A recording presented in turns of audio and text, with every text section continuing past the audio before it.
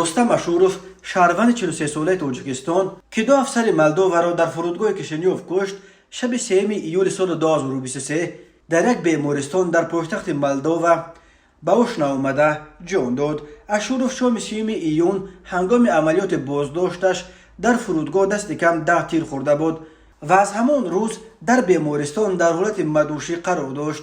با همین رستم اشورов سر بودن معاون اول رئیس آریان بانک شورت اسمتاللویف را با خود به گور میبرد. او را در تاجیکستان به دست داشتن در بودن بانکدار معروف ایودار میکنند و یک هیئت از کارمندان مقامات دوشنبه برای کمک در تحقیق پرونده اشورов و بازپرسی او در رابطه به پرونده اسمتاللویف به کشنیوف آمده بودند. خبر درگذشت اشورov را ناظرات کل پلیس وزارت کارهای داخلی مولداوا شب 3 ایول در کانالش در تلگرام نشر کرد. نفری که به کشتار 2 کس در فرودگاه بین المللی کشنیوف متهم می شد 15 دقیقه پیش درگذشت، گفته می شود در اطلاعیه کوتاه پلیس مولداوا. سردار پلیس مولداوا فیارل چرنوتسیانو روز 3 ایول سال 2023 در کشنیوف به خبرنگاران گفت بنا به اطلاع دریافتی آنها شهروند تاجیکستان رستم اشورov که شام 3 ایون 2 افسر را در فرودگاه پایتخت مولداوا کشت در گذشته 7 سال در ساختارهای وزارت کارهای داخلی تاجیکستان کار کرده است ولی بعدا برای غارتگری محکوم به زندان شده است. سردار پلیس مولداوا گفت معاین کرده شد که اشورov کارمند سابق میلیس تاجیکستان است. او 7 سال در وزارت کارهای داخلی کار کرده است ولی برای رفتار نامناسبش رانده شده است. او عضو یگان گروه تروریستی نیست ولی برای غارتگری زندانی شده بود.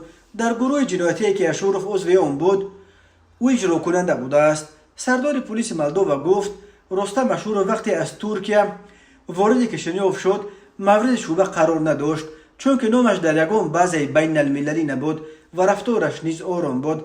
در مورد سبب رد شدن خواهش او به قلمرو مولداوا سردار پلیس گفت باید بگویم که هر سال تا 5000 خارجی را اجازت ورود به مولداوا نمیدهند. ویورل به مولداوا آمدن 3 کارمند وزارت کارهای داخلی تاجیکستان برای کمک به تفتیش پرونده اشورov تصدیق کرد.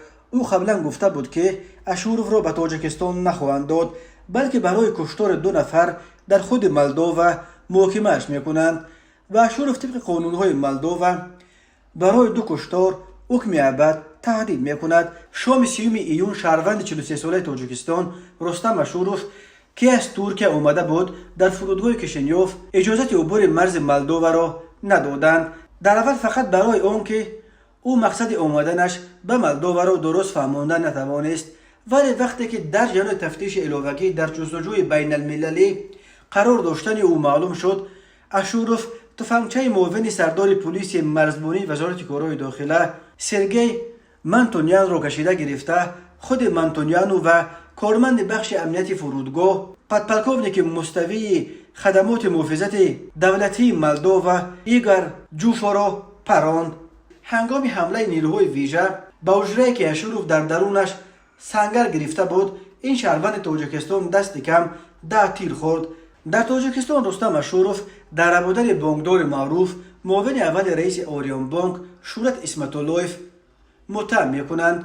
داستان کل تاجیکستان گفت اشورov از طریق ترکیه به مولداوا فرار کرد تا بعدا در قلمرو اتحادیه اروپا پنهان شود. شورت اسمتاللویف که شام 23 ایون از نزد خانه‌اش در کوچه زکریای روزی در مرکز دوشنبه ربوده شد اینک 19 روز باز به نام و نشان باقی میماند.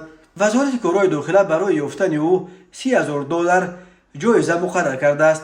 اخیرا خبر آمد که با اتهام دست داشتن در بودن اسمتاللویف در خود تاجیکستان 4 کارمند سابق نهادهای حفظ حقوق از جمله 1 افسر سابق وزارت کارهای داخلی و اگنتی مبارزه با کروپسیا و 1 دادستانی سابق دستگیر شدند.